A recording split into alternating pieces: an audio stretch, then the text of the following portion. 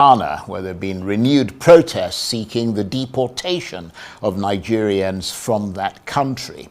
Large numbers of demonstrators took to the streets holding placards, various inscriptions alleging that Nigerians were behind armed robbery and violent attacks, mass prostitution, kidnappings and ritual killings.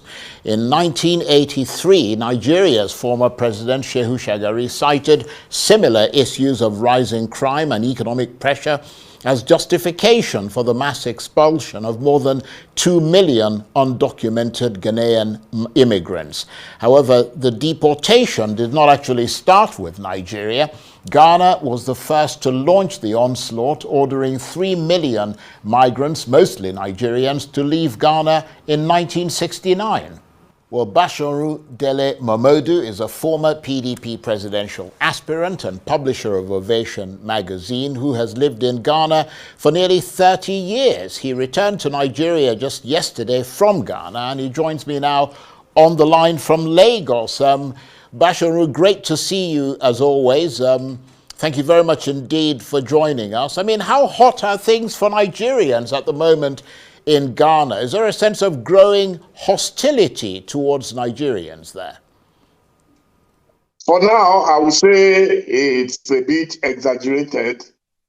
You won't believe it. I've been in Ghana since Sunday morning, and I was not even aware that any such thing was happening in town until people started forwarding me the video that went viral. Yeah, these things happen every now and then, not just in Ghana, all over the world, especially in some parts of Africa, like South Africa, where there is this xenophobia about, Nigerians are dominating our economy. Nigerians are taking over our wives and our women. Nigerians are doing this and that. So that's to be expected. Nigeria is like the America of Africa. We're big, we're very flamboyant. Without sounding immodest, Nigerians are among the richest people in the world. Forget about the poverty that we have around us. So it will happen every now and then. But I don't think it's as bad as it's been portrayed on social media. I've had the opportunity of speaking to the Nigerian side and the Ghanaian side, and this particular instance has to do with a Nigerian gentleman who said he wanted to establish his own kingdom on Ghanaian soil. And they said, no, Umba, we're not going to agree. You can't do it. He said he wants to celebrate the New Yam Festival. And they said, no, there is tension. We don't want you to do it. And they said, according to the Ghanaian side, he's insisting we do it. But what I learned as a young man is that when you are in Rome, you have to behave like Romans. I have lived in Ghana now for about 3 decades, and I have lived my life as quietly as possible, and I've not had any major issue. There have been skirmishes between Nigerian traders and Ghanaian traders. Nigerians, we will go to the depths of the Atlantic Ocean to look for good business. Especially my brothers from the Southeast. I always say that they are amongst the most audacious human beings on earth. They work so hard, and so it's very easy for them to get into trouble, and people will say, oh, they are too aggressive, they are taking away our jobs. But it's good to compete, and I'm hoping that the thing will subside.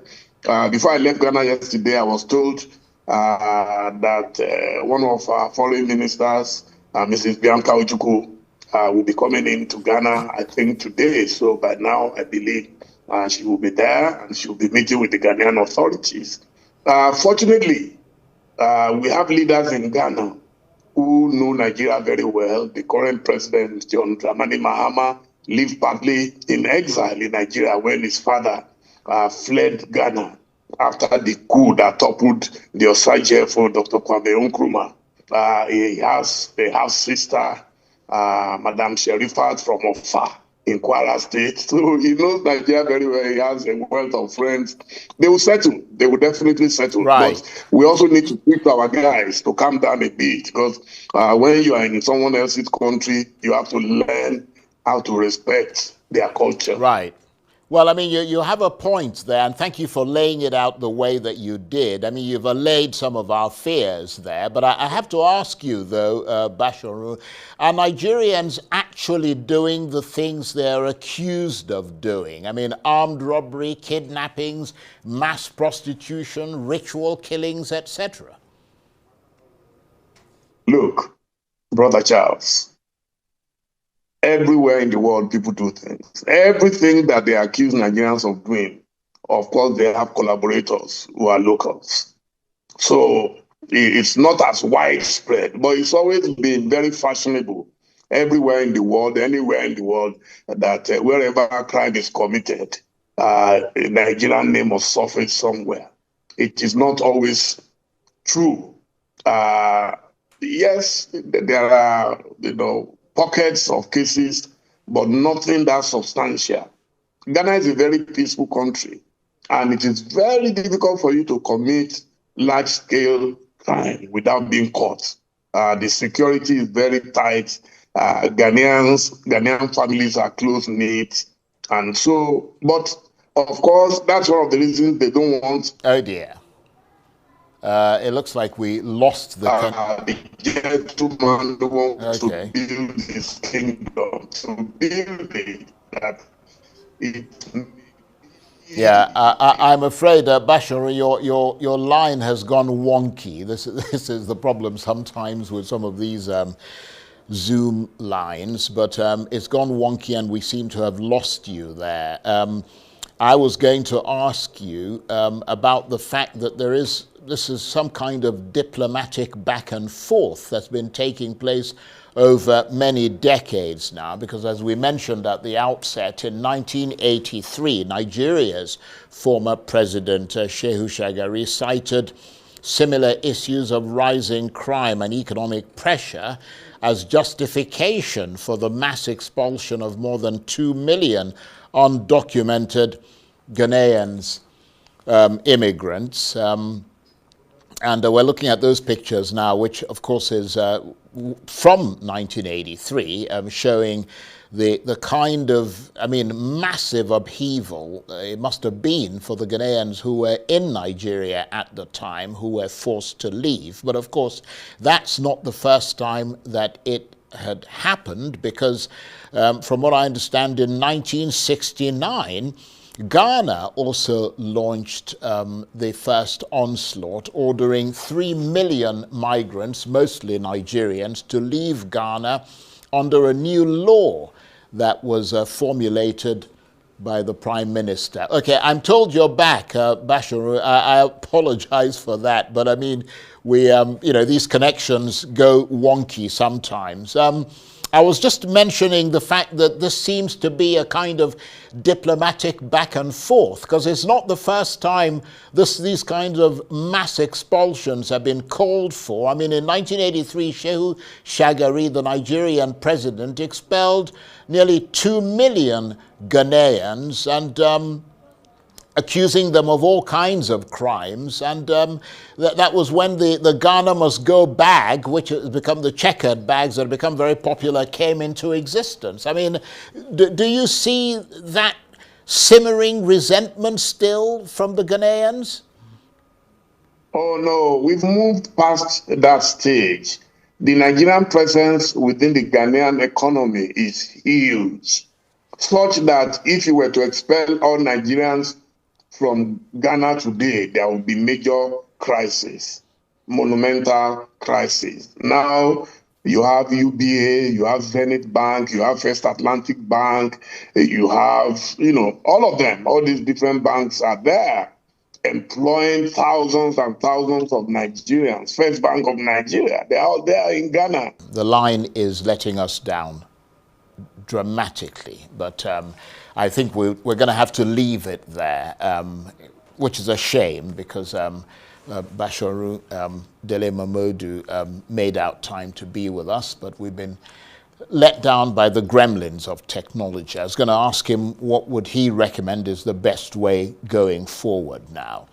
But as I said, alas, Basharu Dele Momodu is a former PDP presidential aspirant and publisher of Ovation magazine who has lived in Ghana for nearly 30. Hello, Mr. Manager. How are you doing? I hope you are well and fine. Thank you once again for playing my audios. May God bless you, you and your family. Mr. Manager, permit me to express my view to my brothers and sisters around the world. What I would like to say this evening is, Mr. Manager, we Ghanaians, we feel betrayed, we feel disappointed for our president at the moment, because we strongly believe that they didn't do enough. They were so silent. No anyone has come to tell us anything until the foreign minister come out with the Nigerian foreign minister to address the issue. But that is not enough. That's not what we are looking for. You see, what Ghanaians are saying now is the criminality and the crimes that are going on in Ghana. That's what we are concerned about that. We are worried. Everyone is worried about the criminality that is going on. The kidnapping, the killings, the prostitution. That is what we want the government to start doing. We don't care. We don't bloody care. If foreign minister Ablako meets Nigerian foreign minister, whatever discussions was going on, we don't care. If they install peace, we don't care. What we want, we need changes. We want the government to start doing some serious patrolling to hunt for these criminals, serious patrolling to hunt for these prostitutions, and those people are kidnapping as well. That is our worry. We don't have a problem with the Nigerians. If Nigerians were living in Ghana to behave themselves, Ghanaians don't have a problem. Since right from independence, not now, Nigerians has been living in Ghana for centuries, for decades. We don't have any issue with Nigerians. But our problem is Nigerians are causing more crimes in Ghana. They are causing more atrocities in Ghana. That is where our problems lie. You see, so it's not all about the Igbo king that has said he wants to create his own village. Ghanaians are worried about what is going on now. The kidnapping, the criminals, people are killing people. You see, every day and night you see they will be arrested people, and then they kill them, they throw them away. Before they will find them, you see, say they are not alive anymore. That is our concern. You see, that's our concern. So my message is the government to start doing something. The government start patrolling and start hunting these criminals. That is the only way out. We Ghanaians, we will accept that the government is doing something. Because right now, this government has really disappointed the whole entire nation. I was highly disappointed about President Mahama, to be honest. You see, for his behavior, for the whole entire nation not to come out to say anything, highly disappointed. So if they want to match with the situation, if they want to restore in peace, we don't have a problem to restore peace in Nigerians, right? But what we want the criminality to come down. The kidnapping, we don't want any no more kidnapping in Ghana. We don't want to hear any robbery that they will be arrested Nigerians. Any armed robber or whatever will happen, Nigerians will be involved. Any robbery. As I will speak now today, a Nigerian man has been jailed for attempting to get a Ghana passport. You see, this is some of the criminality that we are saying. You see, this is some of the crimes that we are saying. How can you be a foreigner to come to Ghana and then you started doing birth certificates, ID cards, and then you are going for a passport? You see, so this is what Ghanaians are saying. So Nigerians are destroying Ghanaians' names. So if the government want to restore peace, we don't have a problem. We citizens, we don't have a problem at the moment. But what we are saying is, we don't want any kidnapping in our country. Because we Ghanaians, we are not used to any kidnapping, right? And we have seen that the crime rate now has going higher now. Every day you see someone has killed here, someone has unalived here. This is something we don't want to see. We don't want to see that. So if the government want to restore peace in Nigerians, no problem, no big deal. But they have to make sure that they have to tight security and make immigration to do their job. Because we don't know what these immigration people are sitting down there for. They need to send these immigration people to be arrested all this prostitution on the streets.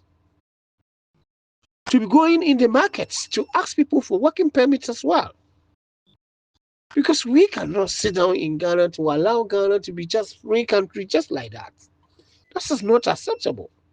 So we want to see a serious changes, a big changes for after this Nigerians must go issue.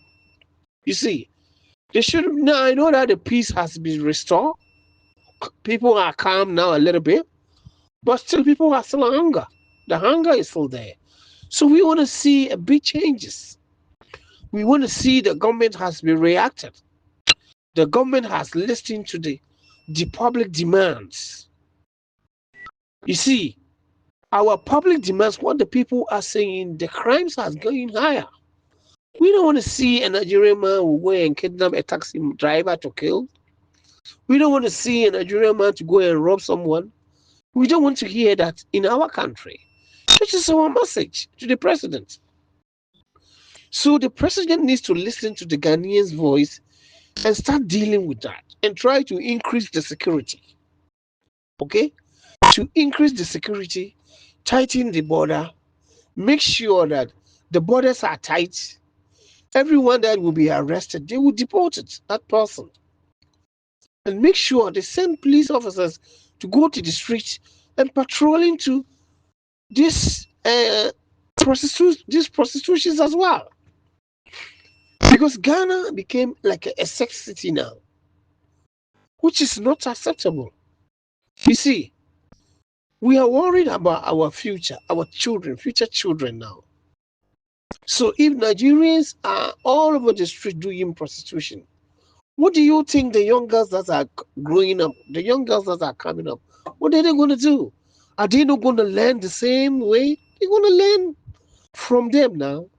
Go to Ghana now, you can see that a lot of young girls now are into prostitution because of what these Nigerians are behaving. Because they have seen that Nigerians are taking all over the places for prostitution. So most of the girls are learning from them. You see, so Mr. President, this is our demand. We need serious changes. We need serious changes in our country. And you know the Ghanaians have a voice to say. Because Ghanaians, we have a voice. We have the power. The power is in our hands. So if you are not listening to Ghanaians, and you are not dealing our demands, and you don't want to listen to the Ghanaians, what Ghanaians are saying, what our women and men are crying for our market, Nigerians are taking all over the place. If you are not sorting all these problems, Mr. President, you are damaging your party reputation. Trust me. You are damaging the NDC because I know you have only 4 more years to go. Less than 3.5 years to go. and someone has to come. So if you are not fulfilling what Ghanaians are demanding, NDC will never come to power again. We Ghanaians, we will make sure we will organize, we will make sure this platform, we will make sure every single Ghanaian, we will use this platform to make sure that NDC will never come to power again. And nowadays, you know that social media is a very, very strong advocate, right? So whatever social media was saying, that's how it works now. So if the president are not going to listen to Ghanaians, we will make sure we will send our message across the world to make sure the next 4 years NDC will never come to power. And they will make sure we will change the government. Because if the government are not listening to the Ghanaian citizens and trying to help Ghanaian citizens to be free,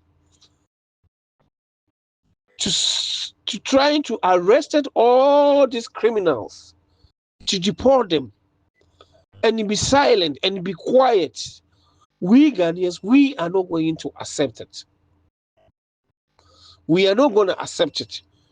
We will do everything possible to make sure that we will campaign on this line to make sure NDC will never return to power. That is the message that I am sending to the president, Mr. John Dramani Mahama, and the foreign minister and the NDC party. They should be very careful. We are not saying that they should send Nigerians away. They are good Nigerians. But what we are saying is they should start patrolling. They should start checking people. Those have a document, those have a working permit, they should stay. Those didn't have a working permit, they should send them back. We don't want to see the whole Accra, the whole Kumasi will be a prostitution. We don't want to see that. Okay? We want to see Nigerians that are living in Ghana are legit people, so that the crime rate will go down. That's why we are asking for the government. We don't have a problem for Nigerians to live in Ghana, but we want the crime rate to go down because they are destroying Ghanaians' names. Okay? All these kidnappings, that's what Ghanaians are asking for the president to deal with these situations. So we want the president, the interior minister, the foreign minister, the IGP, they should start working, and the migration, they should start working.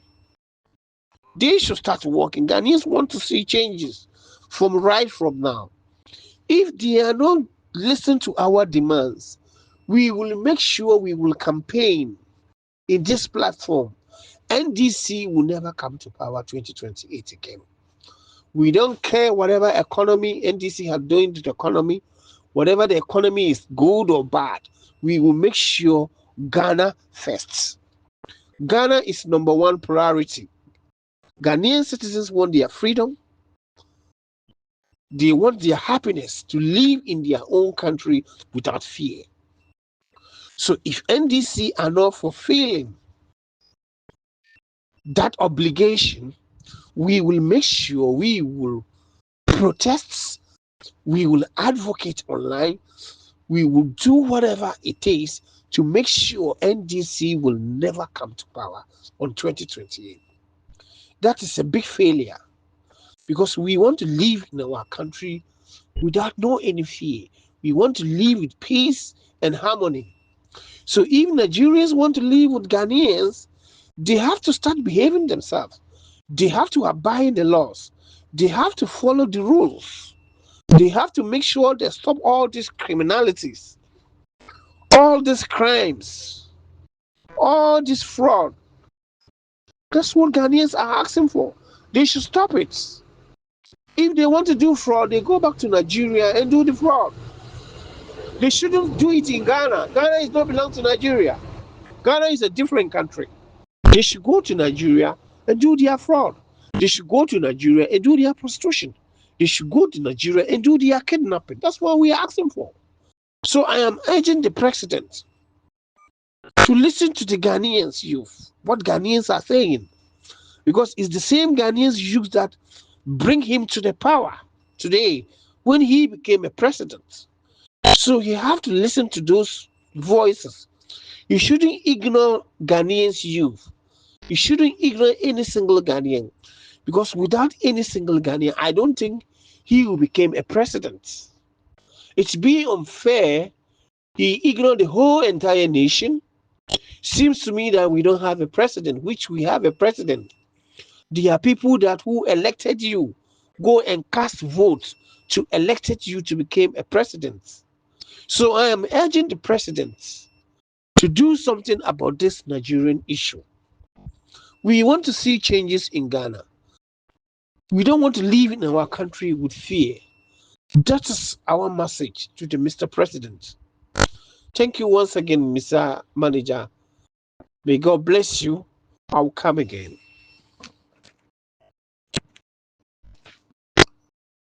I'm gonna for me Chubia. Mr. Manager, good afternoon. Maybe I know me catch them say these leaders all more. A could jetroni niakika kikahono. Omunya leaders who they almost ni madi ekosu Ghana. They know they are involved. They are 100% involved. Omuni madi ekosu. Mama nim, Oku Jetro nim. All of them, they know what is happening. They know. Oku Jetro awu abejina o can say Aigbefono omu fi ilefi. Akra fono anka so omu fi ilefi. Me enkrani. Me half Adangbe boy. Any half away. Adi okano baku krapo ni. Baku say enim say. Baku krapo ni. Ade okroja to gira so kan baku krabo onu nya okroja to onyi dabe ano ka so only di Ghana nintia no ba be di ntram obi a believe na dabe na onyi ye efia hi no nya ya onu onim say Igbefo Nigeria. You see how kind of wickedness they are in the country. Someone with the way and crofo we mu wicked nti amafo wu e wo Ghana no okuja to say amafo na omo Nigeria fo kunkum omo wo Ghana no enye bibia ma no weni mu leader o okuja to aka abrakwa e ka kire mu Ghana fo say kunkun na omo kunkun Nigeria fo kunkun Ghana fo wo Ghana no enye bibia easy because Igbefo fi ilefe ena nkranfo su fi ilefe nti no ikuku akoso wo Ghana na Nigeria fo kunkun Ghana fo no omu ye ahya wo Ghana no omu ye fraud e wo Ghana no omu kunkuku amanfo ti omu parts omu di parts fi Nigeria ba e be tonton mo omu e wo Ghana ho no mu no tia no mu ye moa mu amavoti omu mu ye moa mu edisifo na amavoti ama oku jeto akwa wa ba pa wa no osi mu ye moa e wo so mu nkumu sese amoti asiye me nye politicians who ti for kwasi asem fio me nye politician who shami so ntimi nya bihwi because I speaking the truth nti okuja to ka kire mu NDC fo ni say mu ye moa e wo say omu kunkum ti say na ye kuma bonje no mu amavotu omu no omu ka kire mu say mu nye obi anti Nigeria fo no nkum. This is what the man standards say. Baba catch him say we missy chada ni ba no krapo ne bi echen we. Baby I me run we be wu. I'm telling you. Baby I me hustle akodu no. If we could just talk hustle and I go die. You know be say month o bi so bi a wako si pen obe ka kire. He go die, he go come. In C times you know, we say he go come. He go die. Enti mo amaboti yo mo na NDC for na maboto no amomu no Ekuja to catch them say. I will for if he according to me grandfather of Itefle, me grandfather catch them bibia. Sadia ni nim. Sa in cranfo no muso fi ilefe. Enim is not true. Inti ekuja to catch them mu imwa na mu si mu ya NDC for no. Ekuja to kwa catch them say mu ye mwa inti wo say Nigeria for no nkum e wo Ghana.